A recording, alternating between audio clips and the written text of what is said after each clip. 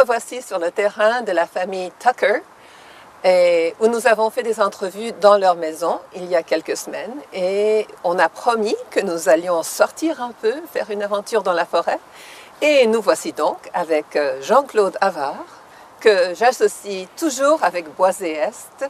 Je dis que Jean-Claude est l'âme de Boisé-Est, et il riposte toujours parce qu'il est humble, mais quand même, c'est l'homme qui a mis toute sa passion dans l'étude de la forêt, dans l'enseignement de la forêt, dans l'effort d'amener la forêt à tout le monde. Et comme vous vous souvenez peut-être, la maison Tucker, c'est tout à propos de l'environnement et de comment utiliser ce que nous avons dans cette belle région pour enseigner aux gens qui n'ont pas la chance, qui n'ont pas encore eu la chance de découvrir les beautés de nos anciennes maisons, de notre très ancienne nature. Alors nous en profitons avec Jean-Claude aujourd'hui pour vous parler et vous montrer un peu ce que nous avons ici. Nous voici placés parmi les cèdres avec un ruisseau. Et je laisse la parole à Jean-Claude qui peut tellement mieux exprimer ça que moi. Alors, Jean-Claude Havard, bienvenue à TVC 22. C'est à vous d'enseigner à tout le monde les merveilles de la forêt. Merci Catherine. Catherine parle de la forêt. M'intéresse beaucoup à la forêt. Mais pour moi, la forêt, c'est les gens. Ce que je veux dire, c'est que je ne m'intéresse pas à la forêt seulement parce que c'est la forêt. J'aime les arbres, j'aime la nature, j'aime ces choses-là. Mais c'est surtout en rapport avec les gens. Notre société, elle est faite pour le monde. On l'oublie peut-être quelquefois, on parle d'économie comme si c'était l'économie qui était le facteur important. Ah, il y a des branches de la forêt qui m'envahissent. On va lui couper les oreilles. Donc, on parle toujours de l'économie comme si c'était indépendant des humains. Et puis, je ne veux pas non plus qu'on parle de la forêt comme si c'était indépendant des humains. La forêt, bien entendu, elle existerait sans nous. Par contre, nous, je ne suis pas certain qu'on pourrait exister sans la forêt. Alors, c'est surtout pour ça que ça m'intéresse, parce que pour moi, la forêt, c'est l'équilibre de notre société, c'est la santé physique, mais aussi la santé mentale. C'est en partie pour ça que ça m'intéresse. Maintenant, on est ici dans ce que j'appelle la forêt Tucker. Donc la forêt de la maison Tucker, traditionnellement de la famille Tucker.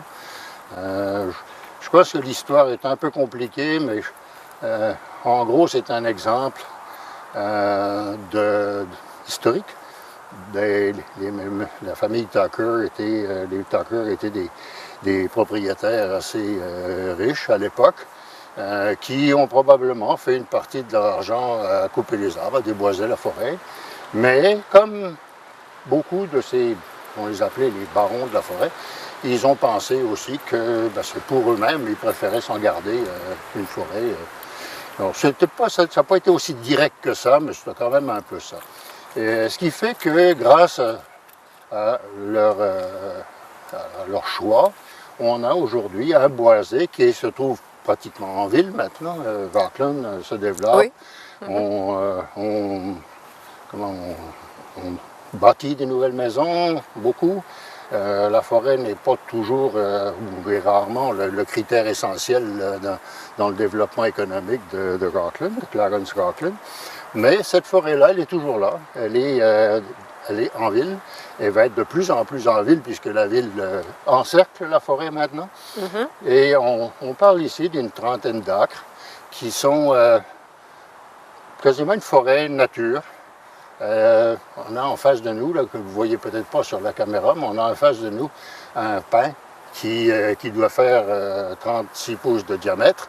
Ça veut dire qu'il a probablement 150, 200 ans.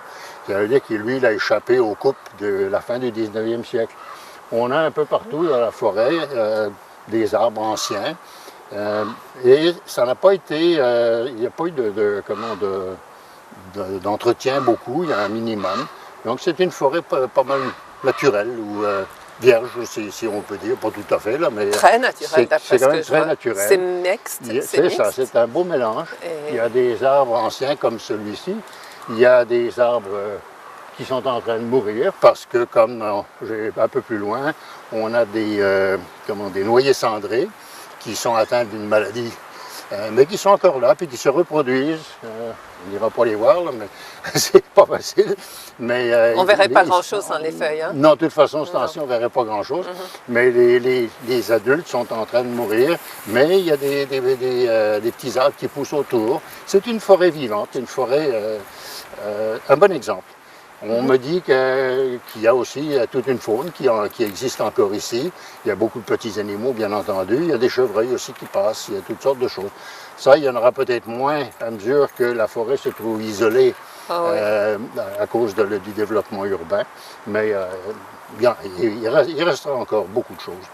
Alors, pour Boisséesque, quand on a commencé à travailler avec les gens de la maison Tucker, on a vu ça comme un joyau. Comment on appelle ça, un exemple patrimonial, et une richesse patrimoniale, et quelque chose qui était à conserver, et puisque les propriétaires étaient disposés à partager avec la communauté, qu'il fallait le partager avec la communauté. Alors, toujours avec l'idée, dans ce cas, les forêts, on fait tout ce qu'on veut avec une forêt. On peut, généralement, pour nos membres, pour les membres de Boisséesque, on encourage les gens à utiliser la forêt pour des raisons économiques. On n'a rien contre couper des arbres. On encourage les gens à couper des arbres pour leur bois de chauffage ou pour du bois de construction ou pour du bois d'ébénisterie, parce que la forêt joue un rôle économique, comme elle a toujours joué. Notre société est basée sur l'économie forestière. Donc, il n'y a pas de raison que ça change. Mais ce qui est important, c'est de créer une économie forestière qui ne détruise pas la forêt. On essaye de ne pas couper la branche sur laquelle on est assis. Donc on coupe, on peut couper des arbres, mais à condition que la forêt subsiste. Ce qui est important, ce n'est pas de garder les arbres, c'est de garder la forêt. Puis la forêt, ça veut dire des arbres, ça veut dire des plantes, toutes sortes de plantes, ça veut dire des marécages comme celui qui est en face de nous, avec toute la biodiversité qui vient avec. Donc c'est ça qui est important. Mais non, je ne suis pas en position de parler pour les propriétaires de la maison Tucker. Nous, on est juste des amis. On est des amis puis un peu des conseillers pour la maison Tucker. Oui.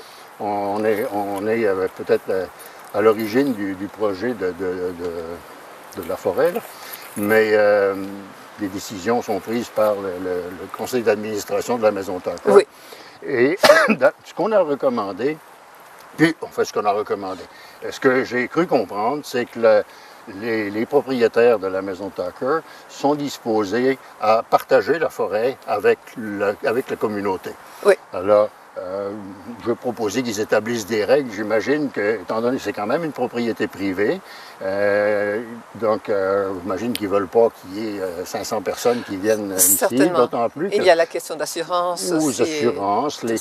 Puis le mandat de la maison Tucker, ils louent leur bâtiment, leur terrain pour des retraites, pour des choses comme ça. Donc c'est sûr qu'ils ne veulent pas avoir des quantités de gens. Non. En même temps, les visites individuelles ont l'air d'être parfaitement acceptées et encouragées.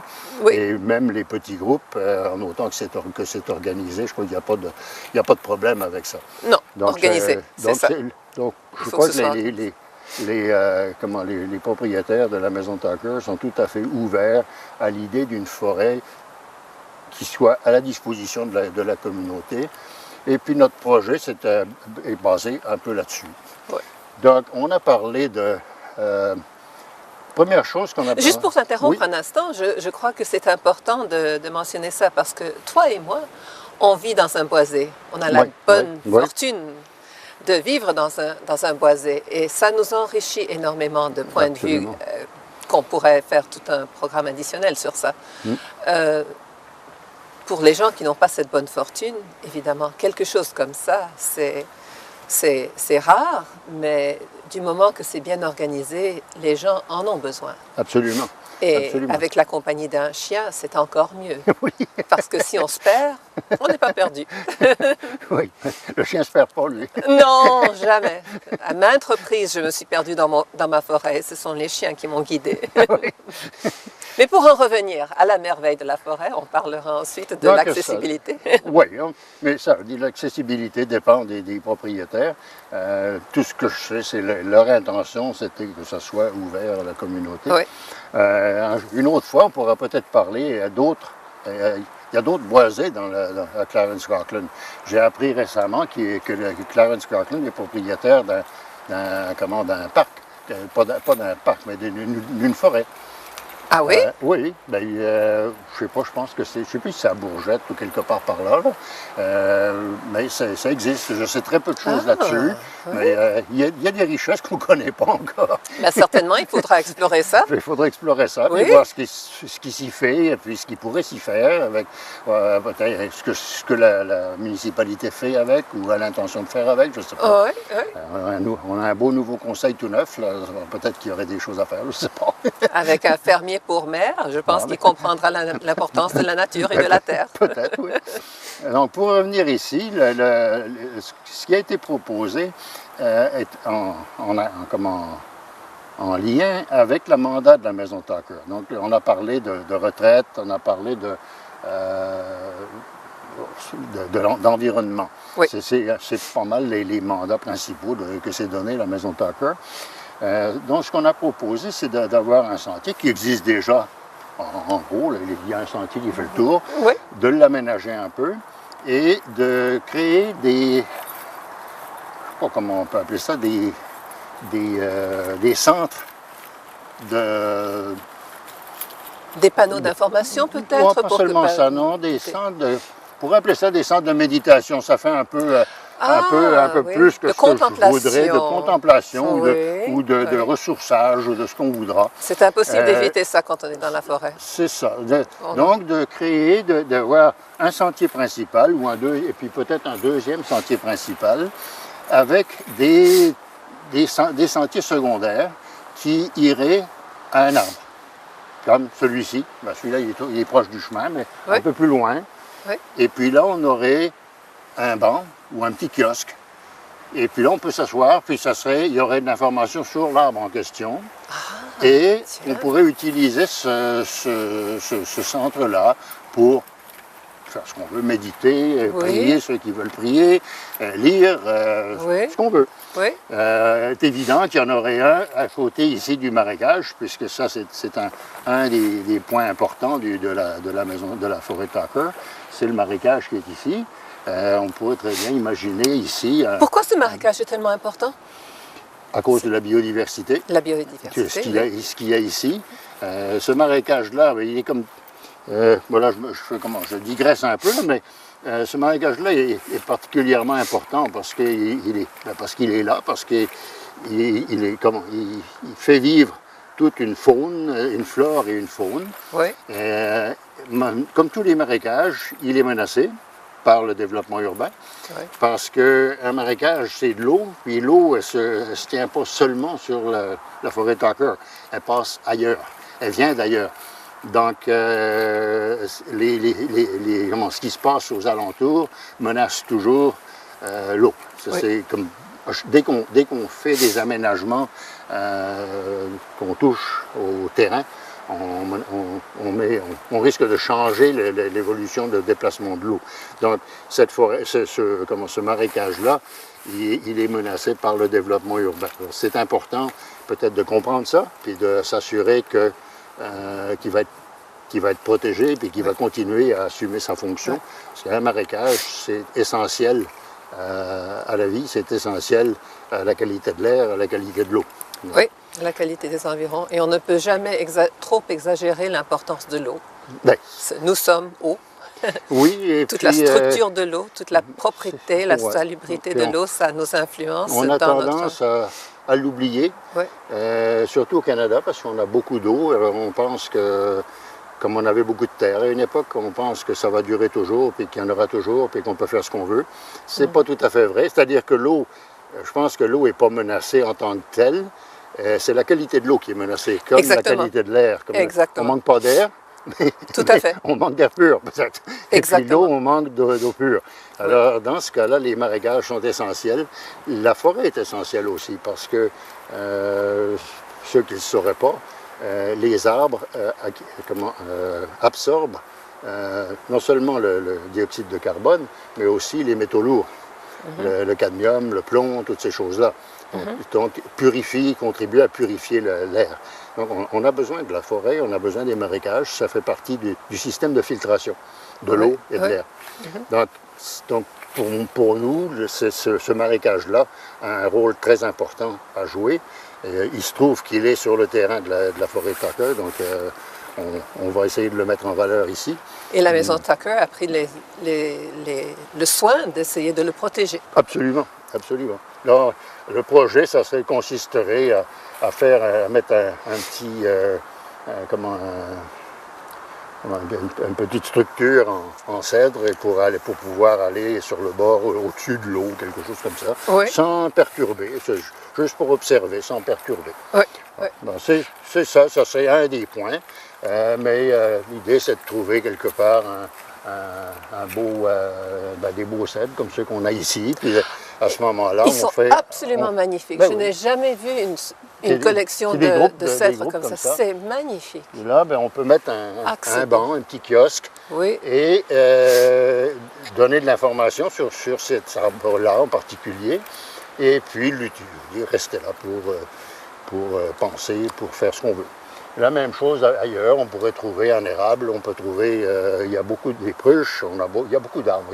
C'est une forêt ancienne, mixte, avec toute une variété d'arbres. Donc il n'y a aucun problème à trouver toutes sortes d'arbres pour faire ça. Non. Et puis, c'est ça. C'est ça le projet en gros, là. Et puis, après ça, on peut imaginer des activités qui mettraient en valeur ces choses-là. Donc, Oui. de l'éducation. Et puis, comme on dit chez Boisier, c'est pour l'emploi, pour la santé et pour le plaisir. Et tout à fait. Oui. Parce que vraiment, je crois que Boisier organise bien des workshops, des ateliers. Oui. Et on parle de toutes sortes de choses qui viennent de la terre, les plantes médicinales, les champignons comestibles, et non, en faire la distinction, et les différentes sortes d'arbres. Et tu parlais tout à l'heure des noyers cendrés. S'il y a des noyers cendrés, même s'ils meurent, s'il y a des nouvelles pousses, s'il y a l'opportunité de les ramener. Oui. Puis il y a toutes sortes de choses qu'on peut faire pour aider la nature, parce qu'actuellement on parle de changement climatique. Les changements climatiques affectent la forêt, donc indirectement les humains affectent la forêt une fois de plus. Donc les changements climatiques affectent la forêt de plusieurs façons. Une, c'est qu'il y a des parasites qui n'existaient pas il y a quelques années à cause de l'hiver prolongé, qui maintenant survivent au Canada, donc et affectent nos arbres. Donc les parasites qui existaient plus au sud, aux États-Unis, ont tendance à migrer vers le nord et à attaquer nos arbres maintenant ici. Des arbres qui ont existé ici n'existent plus parce que le climat ne leur permet plus de vivre ici. On a remarqué en particulier que le pin gris, par exemple, qui existait déjà dans notre région, se déplace vers le nord. Et puis il ne se reproduit plus ici. Sa limite se déplace vers le nord. La même chose va arriver avec l'épinette blanche. C'est des espèces boréales et dont la limite se déplace vers le nord. Alors les gens pourraient dire, et alors? Parce que lorsqu'on entend que nos abeilles disparaissent, on comprend. Il n'y aura plus de pollination, il n'y aura plus de miel. Alors là, on comprend. Mais et alors, si certains arbres disparaissent? Les arbres vont aller plus, puis on va avoir d'autres arbres. C'est sûr qu'avec le temps, il va pousser d'autres arbres. Il y a des arbres dans le sud des États-Unis. Il y a des arbres au Mexique, il y en a en Amérique du Sud. Donc, il va pousser d'autres arbres. Puis, C'est les transitions qui sont dangereuses.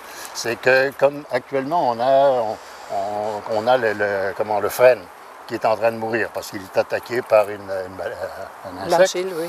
la grille du frêne. Ceux qui sont passés à Ottawa ont vu les résultats de ça. C'est que, oui. d'un coup, tous les frênes meurent. Donc, on perd toutes sortes de choses. Et ça coûtait beaucoup d'argent à plusieurs propriétaires ça qui ont coûte dû très, très cher. couper. Ça coûte très cher à la ville d'Ottawa, ça coûte très cher aux propriétaires. Oui. Et puis, dans une forêt comme ici, où il y a des frênes, il peut y avoir 10, 12 15 de frênes dans cette forêt ici, ils vont mourir. Ça veut dire que les frênes vont tomber. D'abord, ça va coûter parce que ça peut être un danger quand ils vont tomber. Et puis, quand ils meurent, quand un arbre meurt, un gros arbre comme ça crée une trouée de lumière. Puis dans la trouée de lumière, il va pousser des choses. Puis les choses qui poussent, ça va être les choses comme ça va être du bouleau, ça va être des plantes envahissantes, comme le nerf-brun, comme des choses comme ça. Si c'est du bouleau, c'est correct, c'est un arbre, puis ça fait partie du cycle. Oui.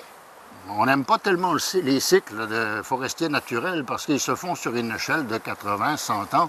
Donc, on a du mal à vivre avec nous parce que notre cycle à nous est beaucoup plus court que celui des arbres. On a du mal à vivre avec le cycle des arbres. Les bouleaux, ils poussent, sont les premiers, ils tremblent, puis ils vivent, et au bout de 40, 50 ans, ils meurent, puis entre-temps, il est poussé des érables en dessous. Mais nous, entre-temps, on sera mort. Alors, ça nous intéresse moins. Par contre, quand on arrive aux espèces envahissantes comme le nerf-brun, bien là, ça arrive, puis ça envahit tout, puis il ne pousse plus rien. Alors ça, on n'aime pas. Et puis ça qui arrive, une des conséquences de la chute d'un frêne, ça peut être ça. Ça peut être que, d'un coup, il y a beaucoup de lumière, mais là, il y a des espèces qu'on ne voulait pas, puis là, qui vont commencer à s'envahir. C'est sûr qu'à l'échelle de la planète, la nature, ça ne la dérange pas du tout. Le nerf-brun, il est là, puis j'imagine qu'au bout de 20 ans, 50 ans, 100 ans, 200 ans, le nerf-brun, il va être remplacé par autre chose. C'est pas un problème. C'est juste un problème pour nous, finalement. Oui. Okay? Mais pour la nature, 1 million d'années, c'est rien du tout. C'est peu de choses. Mais nous, on ne marche pas à cette échelle-là. Non. Donc, ça nous affecte, nous. Ça n'affecte pas les arbres. On ne marche pas à cette échelle. Ça n'affecte pas la forêt, ça affecte nous. Ça affecte nous. On en est conscient et on est conscient de notre responsabilité. Ouais.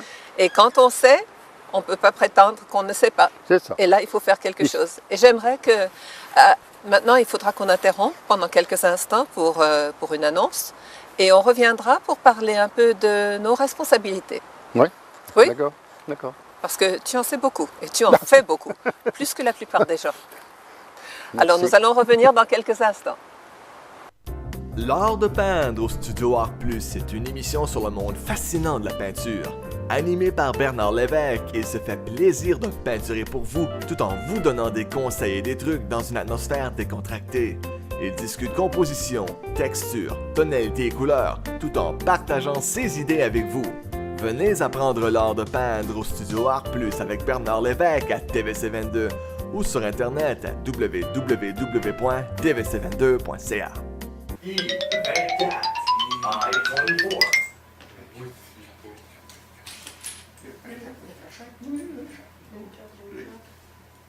B4, B4. Bingo! Ah non, pas encore toi! Comment ça, bingo? C'est pas toi qui gagne, bon. C'est ça, là. Le TV Bingo, en direct du studio TVC22, tous les dimanches 19h15 sur TVC22 ou sur internet au www.tvc22.ca.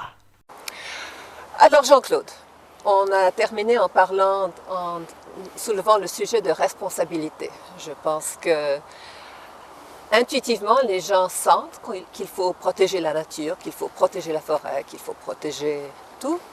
Mais comment peut-on le faire? Tu as essayé des programmes avec les écoles, je me souviens.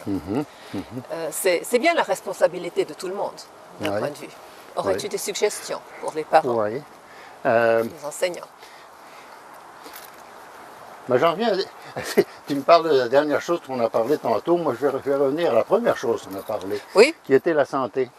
Oui. Puis je disais que la forêt m'intéresse, mais la forêt m'intéresse en rapport avec nous, avec les humains. Oui. et puis avec notre santé. Autrement dit, c'est pas quelque chose d'indépendant, d'autonome, parce qu'il n'y a rien dans notre vie, il n'y a rien qui est autonome. Pas plus les humains que la C'est forêt. vrai. On C'est est vrai. tous Tout est lié. interdépendants. Oui. On est, notre santé, notre équilibre social dépend de la forêt. On pourrait parler de ça pendant des heures, là. Il y a des tas de recherches qui montrent à quel point la forêt est importante, à quel point les arbres sont importants pour pour limiter, pour diminuer la violence en ville, pour accélérer la récupération des malades dans les hôpitaux, Oui. pour diminuer la violence dans les prisons. Les arbres font une grosse différence un peu partout. Oui. Donc, la forêt agit sur nous.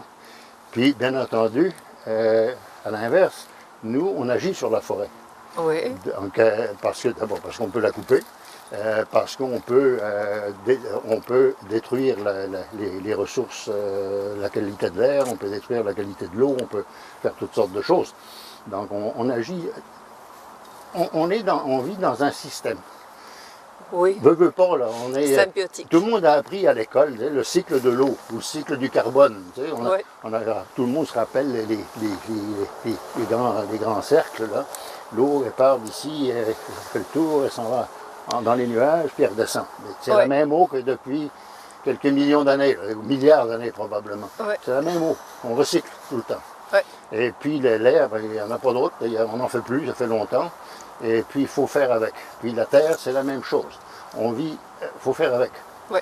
Les humains qu'on est aujourd'hui, on est fait de molécules, de choses qui sont recyclées depuis des milliards d'années. Oh oui. Donc, On entend dire même que c'est de la Lune que viennent c'est les possible, atomes c'est desquels bien on possible fait que ça. Oui. Il y a de bonnes chances qu'il y ait des éléments qui viennent d'ailleurs aussi. Oui. Donc, tout ça, c'est un système, on vit ensemble, on est interdépendants. Alors, la responsabilité, donc, notre responsabilité, c'est d'être conscient que ce qu'on fait a un impact Oui. sur le reste, Oui. sur la nature, mais aussi sur nous-mêmes, bien entendu.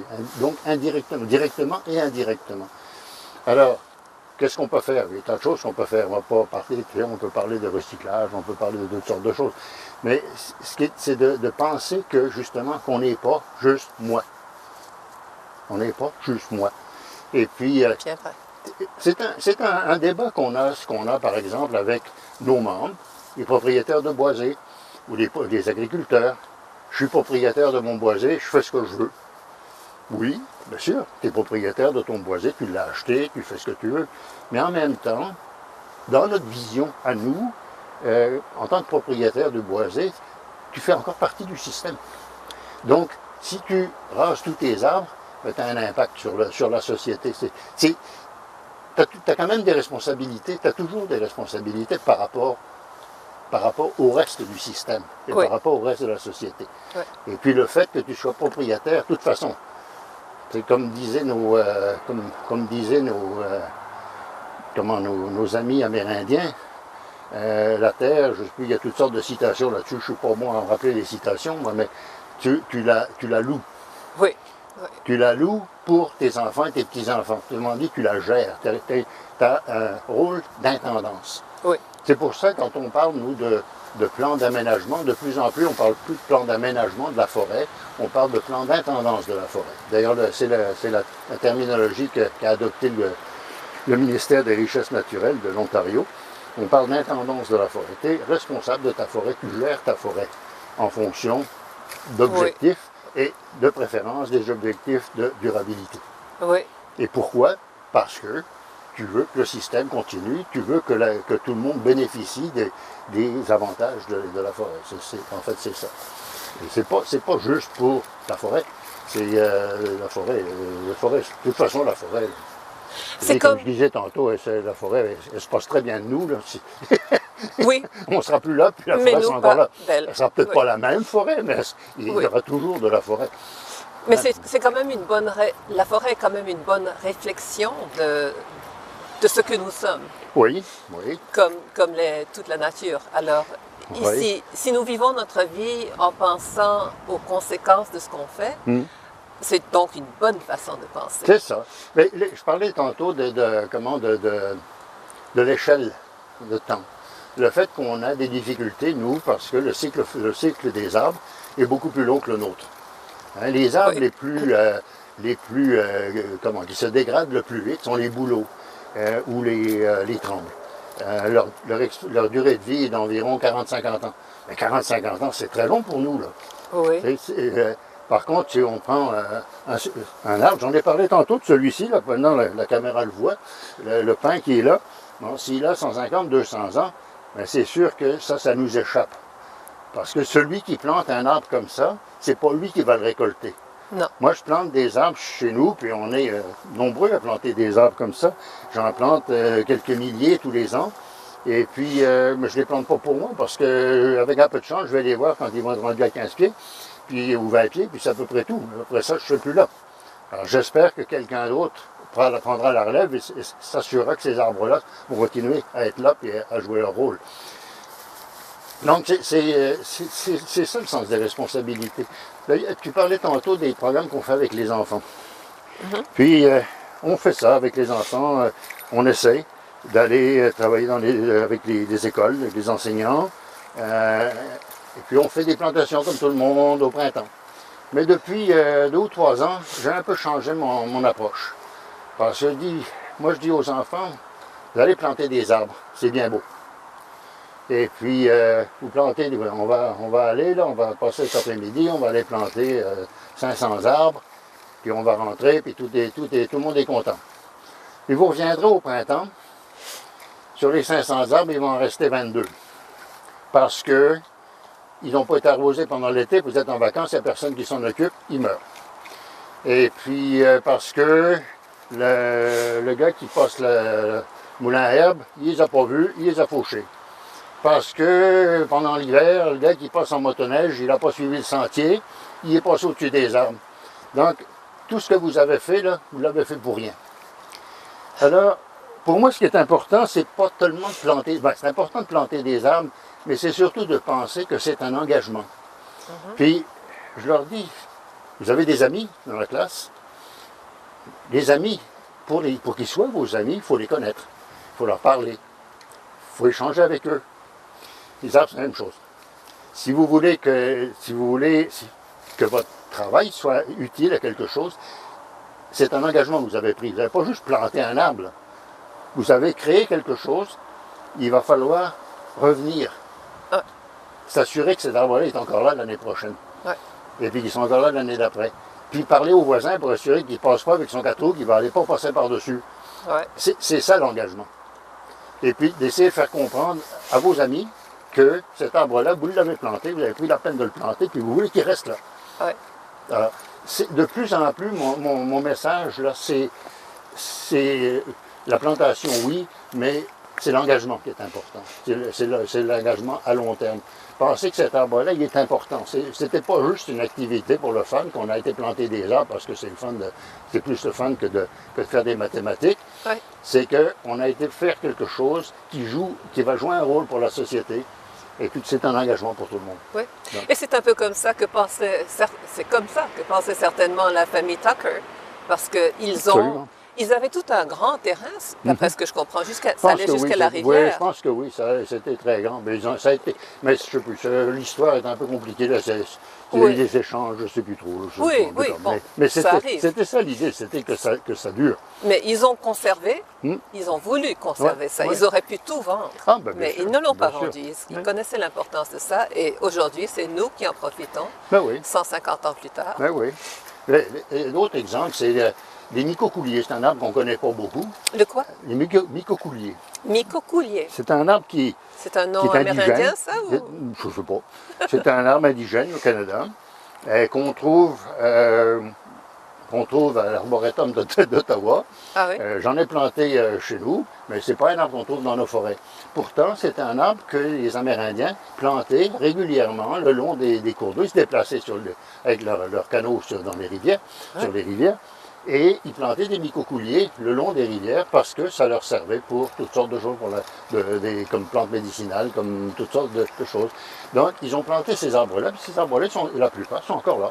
On les trouve encore. Donc, mais ils n'ont pas pensé seulement pour eux. Un micocoulier, ça prend 50, 60 ans à pousser. Donc, ils ne l'ont pas planté pour eux-mêmes, personnellement. Ils l'ont planté parce que, à long terme, c'était un investissement, ça a ajouté à la richesse de leur vie, de leur communauté. Donc, on en revient toujours à ça.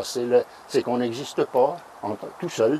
On fait partie d'une communauté, puis cette communauté-là, c'est des humains, mais c'est aussi tout ce qui nous entoure qu'il faut faire avec. On n'existe pas tout seul. On n'existe jamais tout seul.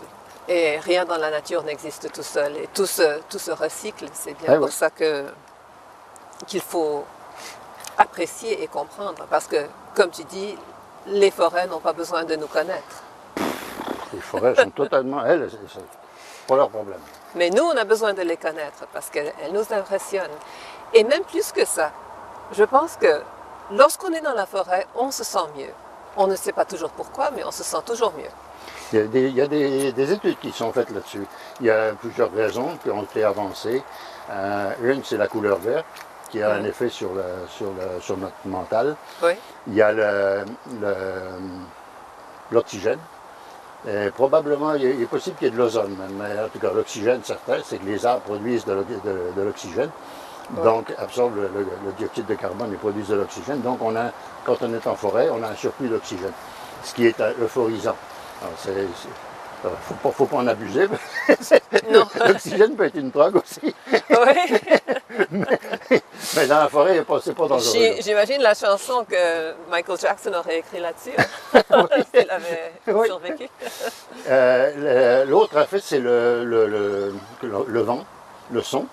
Mais où on est ici, on est malheureusement très proche de la route 17. Oui. Donc le son qu'on entend, c'est plutôt celui des automobiles, ce qui n'est pas, tout à fait naturel. Par contre, on entend aussi des arbres grincer.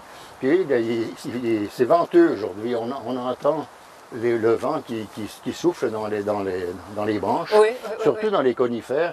Et ça a un effet pacificateur. Oui. Donc c'est ça qui fait que quand on est en forêt, on est plus relaxé, on est plus tranquille. Aussi, peut-être c'est pas l'absence de stimuli, mais les stimuli ne sont pas les mêmes, sont moins agressifs. Il n'y a rien d'agressif dans la forêt. Peut-être qu'il y a ça aussi, à moins qu'on ait peur du grand méchant loup. Mais... Oui, mais le grand méchant loup ne va pas s'approcher de nous. Non, si on le laisse déjà, dans la région ici, il n'y en a pas de loup, contrairement à ce qu'on pense, à ce qu'on dit. Il y a des coyotes, puis généralement, moi je dis toujours aux gens, si tu te promènes dans la forêt, le coyote, il va être caché quelque part, il va te regarder passer. Il va certainement pas venir te chercher. Non, on ne les intéresse pas. Il n'y a pas grand danger. Il a bien peur de nous. Ils se tiennent loin de nous, et puis il n'y a pas grand danger. Avec un peu de chance, tu vas voir un chevreuil, tu vas voir des petits animaux, puis encore. Ouais. C'est à peu près les chevreuils, puis de temps en temps, tu vois un orignal. Mais d'habitude, tu vois tu vois la queue parce qu'ils s'en vont. Vite! C'est rare que tu leur vois la face. Incroyablement rapidement. C'est très rare que tu leur vois la face parce qu'ils ne viennent pas vers nous. Non. Ils s'éloignent dès qu'ils nous voient. J'ai rencontré un orignal l'année passée, c'était la première fois que ça m'arrivait. Et puis, je l'ai vu partir. Il n'était pas particulièrement pressé, il avait pas peur. Je pense pas qu'il avait peur de moi. Là. Non. Mais t'es absolument pas intéressé à avoir une conversation avec moi. T'as perdu ta connaissance. Mais c'est bien comme ça drôle, parce que c'est gros. C'est très gros. Il y a bien des années de ça, j'étais en Alberta, à Banff, justement, et il passait un film qui s'appelait Y to Y, Y à Y. Okay. Et c'était quelqu'un qui est allé faire de Yellowstone à Yukon pour voir s'il y avait encore un chemin que pouvaient prendre les animaux sans être interrompus par la civilisation. Ouais. Et il a fait seulement à pied ou en bicyclette ou en canoë, aucun moteur. Et il a trouvé que, oui, il y avait encore un sentier, mais même ce sentier n'était pas à l'abri des bruits de la Non, ben civilisation. non, non. Les bruits sont partout. Je pense que même dans cette région, tout, on ne peut jamais s'éloigner complètement des bruits. Non, c'est de la quasiment route. impossible. On entend les tronçonneuses, ça s'entend à des kilomètres. Les automobiles s'entendent à des kilomètres. C'est Ouais. difficile. Je ne sais pas s'il y a vraiment des endroits dans la région où on peut ne pas entendre. Non. Au Québec, oui. Au Québec, ça existe encore. Oui. Mais quand on va au nord d'ici, là, il y a encore des forêts qui sont assez grandes. Là. Mais ici, là, je pense que c'est assez rare. Ouais. Mais en revenir à la maison Tucker, je pense que c'est essentiel de. Je pense que le conseil d'administration de la maison Tucker a décidé de conserver ça, de le partager avec la communauté. On en est très heureux parce que. J'ai pas mentionné aussi, je ne sais pas si je l'ai mentionné, mais il est aussi entendu qu'on va certifier la maison Tucker Ah avec oui? certification FSC. Alors, certification FSC, pour ceux qui ne savent pas ce que c'est, FSC, c'est le Forest Stewardship Council. Ça ne veut rien dire à personne, mais FSC, tout le monde connaît ça, je pense. On voit ça sur les enveloppes, on voit ça un peu partout. Oui. FSC, c'est une norme de durabilité, de gestion durable de la forêt. Donc, il y a des forêts qui sont certifiées FSC, ce qui veut dire que les propriétaires de cette forêt s'engagent à gérer la forêt pour la durabilité. Ça ne veut pas dire qu'on ne va pas couper d'arbres, mais ça veut dire qu'on va assurer que la forêt va rester en santé, qu'elle va respecter, s'il y a des Autochtones dans la région, on va respecter les droits des Autochtones. Oui. S'il y a la faune, on respecte la faune, on encourage la faune, on coupe les arbres, on replante, on gère la forêt pour qu'elle soit durable. Donc, il y a la forêt La Rose est certifiée FSC. Et puis, il y a un certain nombre de boisés privés qui sont dans notre programme. Boisés-Est a un programme avec la forêt modèle de l'Est de l'Ontario qui permet aux propriétaires d'être certifiés FSC. Et le projet de la forêt Tucker, c'est qu'elle soit certifiée FSC. Et voici un très bon exemple de ce dont tu parlais, que FSC, comme tu dis, on le voit, on n'y pense même pas. Non. Et il y a tellement de situations comme ça dans notre vie. On les voit. Et puis, ça enregistre pas, on passe. Cette forêt, on passe sur l'autoroute, on passe à côté, on n'y pense pas, elle est là. Mais au moment où elle est perdue, Ouais. là, on commence à penser. À moins qu'il y ait des gens comme les gens de la maison Tucker, en association avec toi et d'autres, qui pensent un peu à l'avance et disent non, il ne faut pas perdre parce qu'on ne sait pas ce qui est là. On ne sait pas combien de choses on voit sans les voir. Ah oui. Il y a toutes sortes peut-être des plantes médicinales, il y a peut-être toutes sortes C'est de sûr. Il y a- réponses aux grandes questions de la vie. Il y a toutes sortes de vies qui existent ici. Et oui, Donc le projet, c'est que la forêt soit certifiée FSC, ce qui n'empêche pas d'y faire des activités. Ici, il n'y aura pas parce que ce n'est pas l'objectif, il n'y aura pas de coupe d'arbres autre que ce qui est nécessaire pour la sécurité. ah oui, Parce que ce n'est pas l'intention d'exploiter des arbres pour le sciage ou le bois de chauffage, mais que ça serait absolument permis. Il n'y a aucun problème avec ça. Et ici, l'objectif, c'est d'avoir une forêt communautaire qui permet de mettre en valeur les arbres, la flore, la faune. Et qui, important, de mettre cette forêt-là en contact avec la population. Donc, il y a un Ouais. élément information, un élément éducation qui est à développer aussi. C'est important, ça. Parce que tu parlais de ça, justement. On ne sait pas ces choses-là. on ne sait pas ce qu'on ne sait On pas. ne sait pas. On ne sait pas. Parler de FSC, on connaît les enveloppes, on connaît le papier FSC parce qu'on voit ça partout. On reçoit des factures, c'est écrit FSC là-dessus. C'est quoi? Ben, c'est ça. Ça veut dire que le papier, il vient, que la fibre qui a servi à faire le papier vient d'une forêt gérée pour la durabilité. Ça veut Ouais. dire qu'on n'a pas rasé des forêts pour faire ce papier-là. C'est ça qui est important. Donc, il y a toutes sortes de bonnes raisons de rechercher ce genre de logo FSC. Oui, Ça s'applique aussi au bois. Il y a au bois de construction. il existe du bois de construction FSC. Oui. C'est pas très répandu parce que, encore un coup, on se sépare, les gens ne savent pas. Mais une compagnie comme Rona, par exemple, pas que je ne suis pas payé pour faire de la publicité pour Rona, mais c'est un fait qu'ils se sont engagés, la compagnie Rona s'est engagée à augmenter la quantité de bois de construction FSC disponible pour la vente. Tiens. Et donc, recherche des forêts certifiées. Et ça veut dire que les 2x4 que vous achetez, qui sont FSC, proviennent d'une forêt qui n'a pas été coupée à blanc. C'est une forêt qui a été aménagée, qui a été gérée de façon durable. Alors, et il faut supporter ça. Et c'est ça. Si on n'achète pas le bois FSC, ben, il n'y aura pas de production de bois FSC. Parce qu'il n'y a pas de demande. Oui. Hein, on vit dans un système, s'il n'y a pas de demande, il n'y a pas d'offre. Hein, c'est comme ça.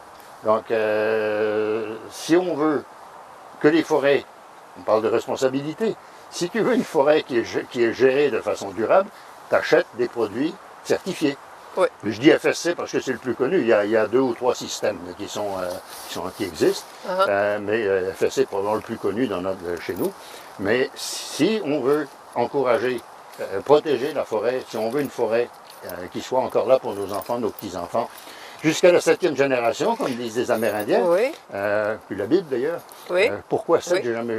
C'est un chiffre magique, je pense que je n'ai jamais su C'est pourquoi. certainement un chiffre magique. J'espère que c'est plus que 7. On le voit partout. Pourquoi on se limite à 7, je ne sais pas. Mais donc, si on veut que la forêt soit encore là pour nos enfants, nos petits-enfants, une chose qu'on peut faire, c'est d'aller chercher des produits qui sont... Pour commencer.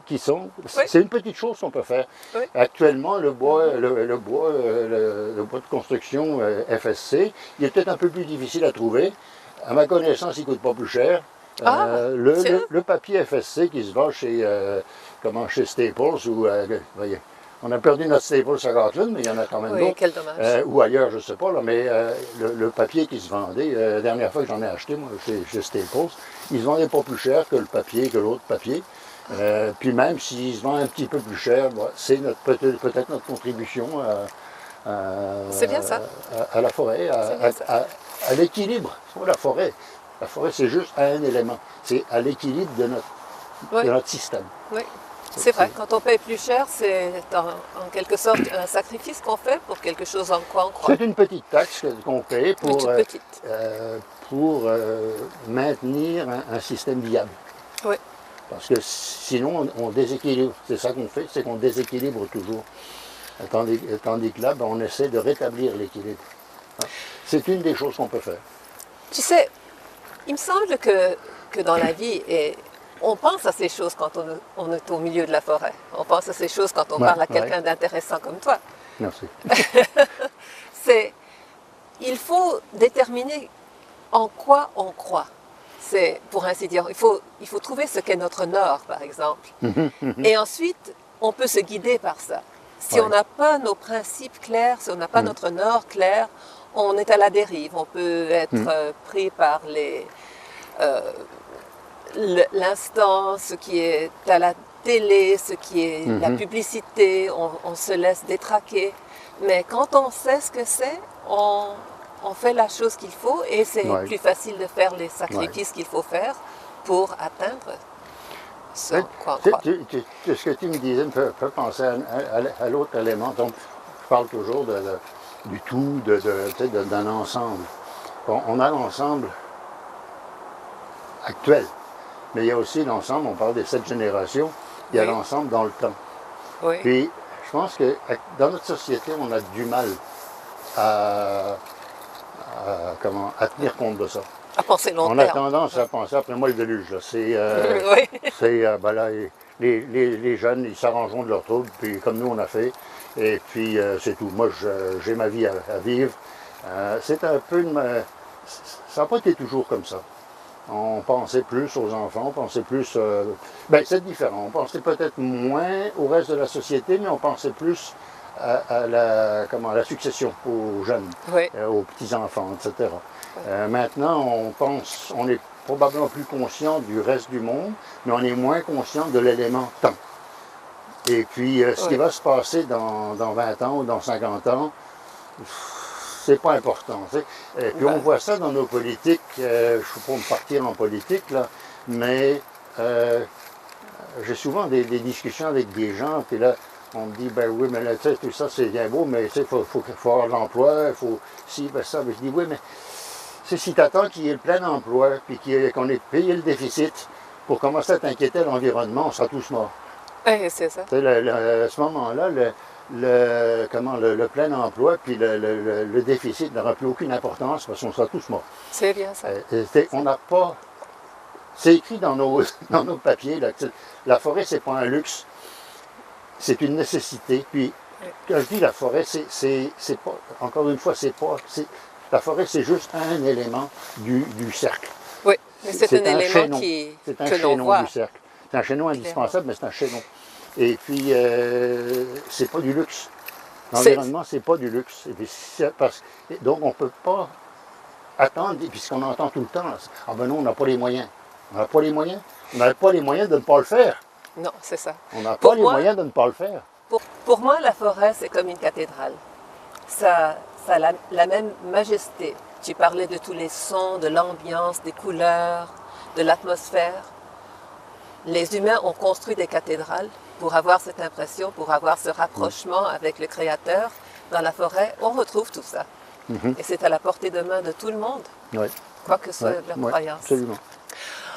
Jean-Claude, encore une fois, je te remercie énormément pour ton temps, pour ta sagesse. J'en ai profité à plusieurs reprises. Oui, je sais, je t'embarrasse en te disant ça. Mais tu me fais toujours réfléchir, tu me fais toujours penser. Et j'espère que nos téléviseurs, nos téléspectateurs vont en profiter aussi et vont venir. Tu seras ici à la Maison Tucker pour de temps en temps, avec des ateliers. Puis, surtout quand on va annoncer le programme de la forêt Tucker. J'espère que ça va se faire d'ici quelques mois.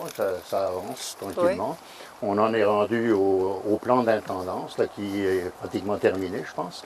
Et puis dès que ça sera terminé, on pourra annoncer la certification de la forêt. Ça serait une autre occasion de parler de la forêt et de son rôle. Parfait. Pour la Maison Tucker et pour la communauté. Parfait. Alors, on reviendra avec tout ça parce que ça, c'est vraiment une bonne nouvelle. Et je vous remercie et je vous souhaite une bonne semaine. Merci beaucoup. Merci Jean-Claude.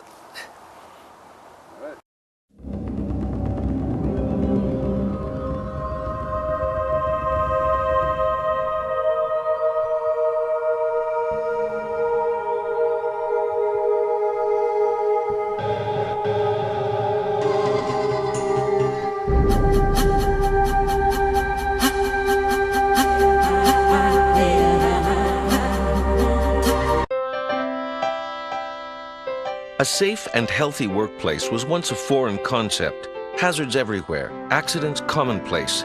For over 100 years, Canada's Labour Program has been working to improve on-the-job safety, reducing the terrible cost not just in money, but in suffering and lost lives.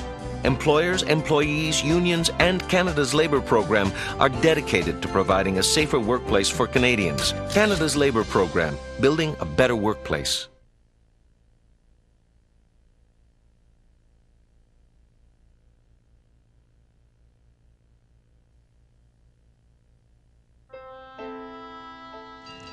(1916). As thousands watch in horror, lives are lost, and Parliament, a priceless part of Canada, goes up in smoke. The tragedy prompts widespread reaction and strict new fire prevention measures.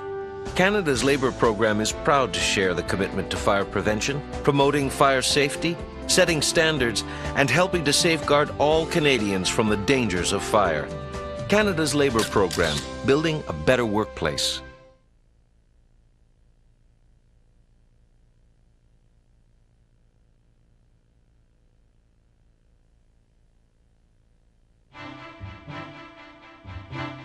A century ago, things were different. Sick leave was rare, getting fired without a reason common, maternity or parental leave completely unheard of, little job protection, no minimum time off, no fundamental benefits. Since its creation, Canada's Labour Program has been working with employees, unions, and employers to establish fair treatment in federally regulated industries. Canada's Labour Program, building a better workplace.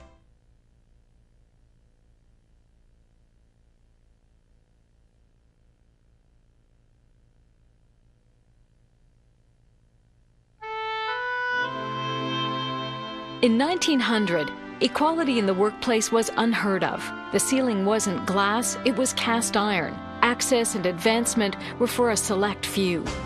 Today, employment equity is about good business. It's about making the best use of available talent. It's about treating people fairly. Across the country in federally regulated industries, employment equity is the law. Canada's Labour Program, building a better workplace.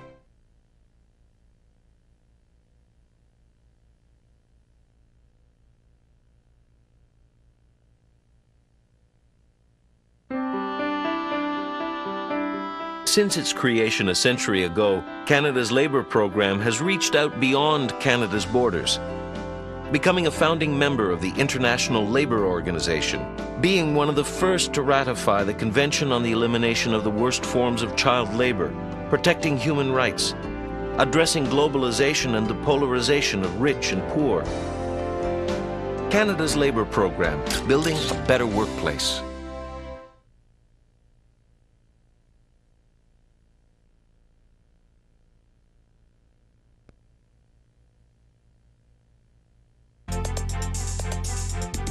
Labour has been the engine of this country, propelling the economy, fueling the furnaces of a nation. For over 100 years, Canada's Labour Program has worked to promote a fair, safe, healthy, stable, and productive work environment. Its achievements contributing to the social and economic well-being of all Canadians. Canada Post honours that commitment with a special commemorative stamp. Canada's Labour Program, building a better workplace.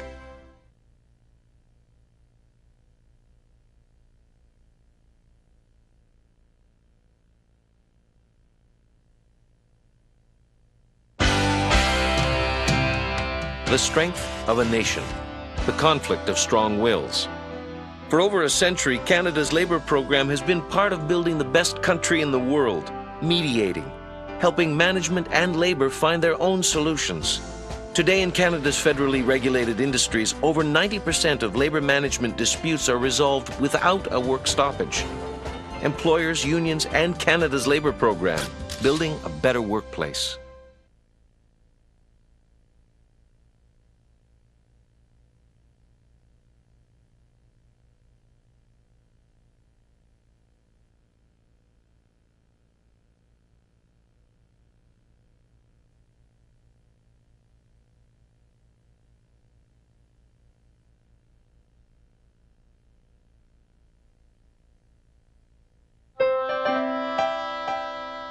Jadis, personne ne savait ce qu'était la santé et la sécurité au travail. Les risques étaient partout présents, les accidents, monnaie courante. Depuis plus de 100 ans, le Programme canadien du travail s'efforce d'améliorer la sécurité au travail pour réduire le coût terrible des accidents en argent, en souffrance et en perte de vie. Ce programme, avec les employeurs, les employés et les syndicats, est engagé à créer un milieu de travail plus sécuritaire. Le Programme canadien du travail, à l'œuvre pour vous.